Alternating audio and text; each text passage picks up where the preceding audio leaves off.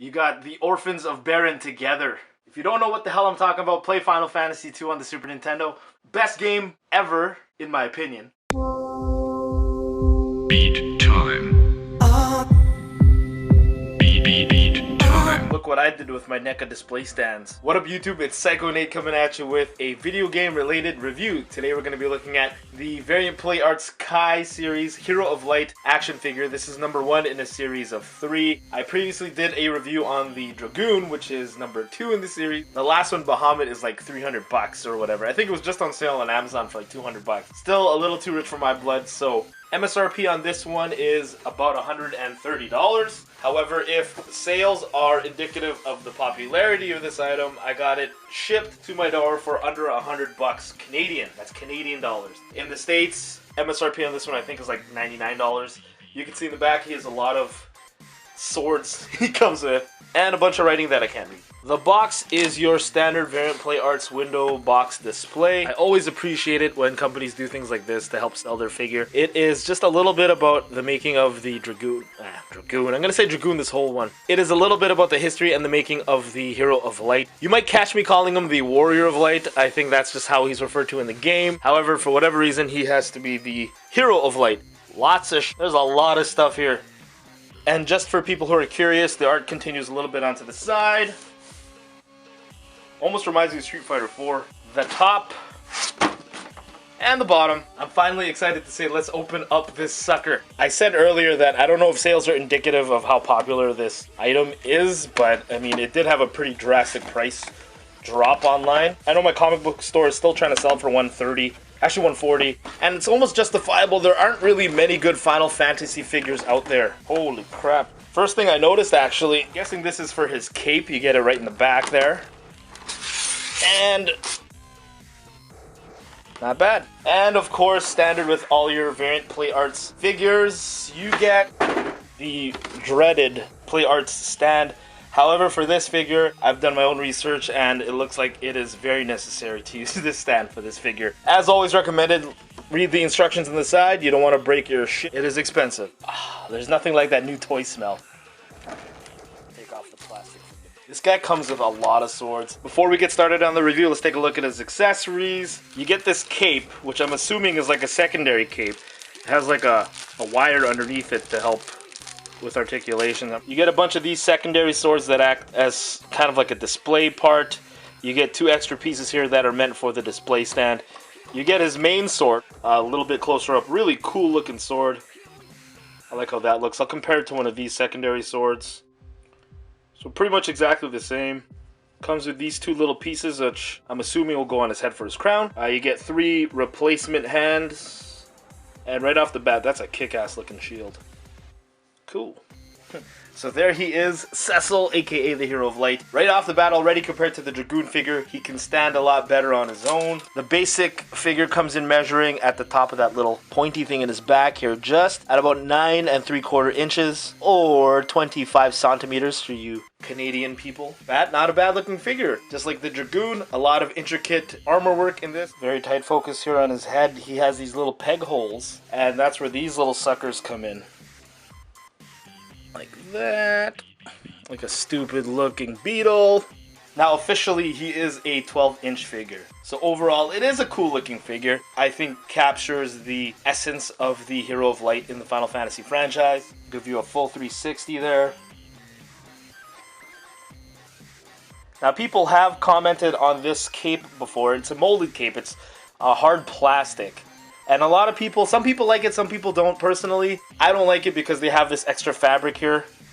And it obviously doesn't match. It's cream colored and a silk kind of fabric that matches. So you can actually take that off underneath there. This part up here though, I don't think comes off. Like I said, there aren't many good Final Fantasy figures out there, so when I did my research and I saw the Play Arts series, I was really excited for it. Couple things that bug me, but that's just a personal preference in being such a Final Fantasy II geek. I hate that face. I don't know what it is. Something about that face really bothers me. Pretty bland looking guy, but a lot closer up you can see a lot of the detail work here. A lot of intricate work goes into making these Variant Play Arts figures. A lot of intricate armor work. There you go from a side profile. Paint application isn't too bad. I just noticed the thumbprint there. Boo. You can see in a lot of the parts here they use some painting techniques where it's a lot darker and it fades to a lighter color just to give that look of metal. One of the things I do praise variant play arts for doing is being very intricate with their work.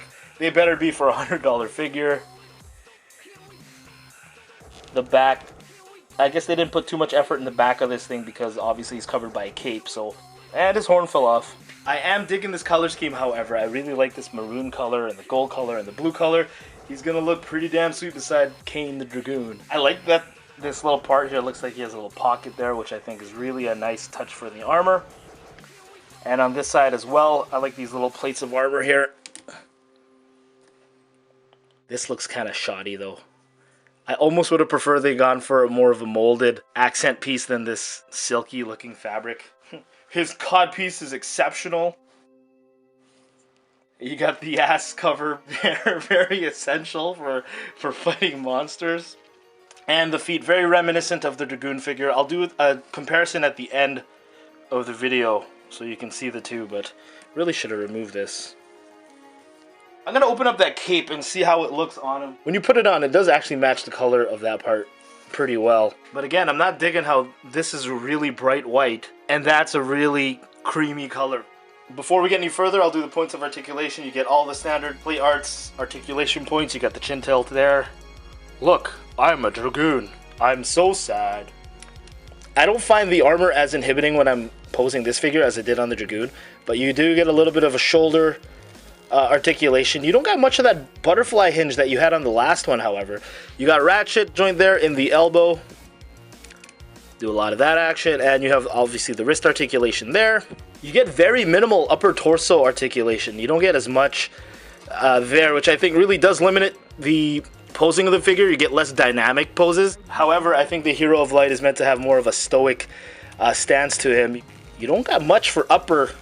His torso doesn't move. You get ratchet joint in the leg, in the back. You can see his knees are double jointed, which is always good for posing. So you get that. And the always important, you don't got much ankle pivot. You do get a little toe articulation, however.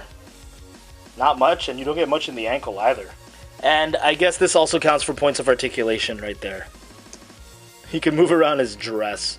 So for the shield, to put on the shield, you actually have to take off this piece. As it says in the instruction manual. And then you slide it onto his hand. Like so. And then you can put it back onto the piece. And there you go, he can actually hold his shield now. I did mention the figure came with these extra pieces. See, the stand here comes with these little hexagon side parts there. You got these two pieces that came along with the figure. And they just fit inside like that. It's one thing I find about these stands, I have to periodically tighten it. Maybe I didn't put it together properly. And to put his sword on, we got to take off this hand. And then slide this one on. I always like to put my weapons after I take them off the figure for whatever reason. Just cause. And then I put the hand back on. Each of these little swords have their own articulation pegs there, and they fit just onto the side of this here.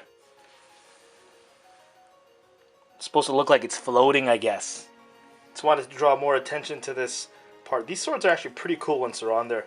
You can do a lot of articulation like that. You can move it down like that. And you also have a lot of this pivot going on like that. So really a lot of articulation options in this sword. And I think the main reason for that is this sword is supposed to emulate the main sword. So I guess if the sword is up like this sword will be up like that as well. If you want to point it more forward, all these swords can point forward as well. To be honest, that's pretty kick-ass. Now that he's on this stand, I don't know how the hell I'm going to get that cape on. Maybe this cape will fit over the stand, covering that ugly stand. Look at that. It actually does cover that stand pretty well. And you can do a lot of articulation with the cape like that, if you want. So while we enjoy some epic pose down time, I am a little bit surprised at this figure. I really do like it. I went in going to this review not thinking I would appreciate it, but now that I got to play around with it, got to see the display, I'm enjoying it. I think it's a really nice version of a Hero of Light. Very meticulously designed. I like the accessories, they match really cool. Not a big fan of the molded cape as much, but this fabric-y cape actually looks pretty dang good, and I like the fact that it can cover that stupid stand that I hate so much. See, when the stand is covered, I don't mind it at all. You can get some pretty kick-ass poses out of this figure. Surprisingly, I was very happy with the design of the figure. Some of the drawbacks, however, is that stupid molded cape.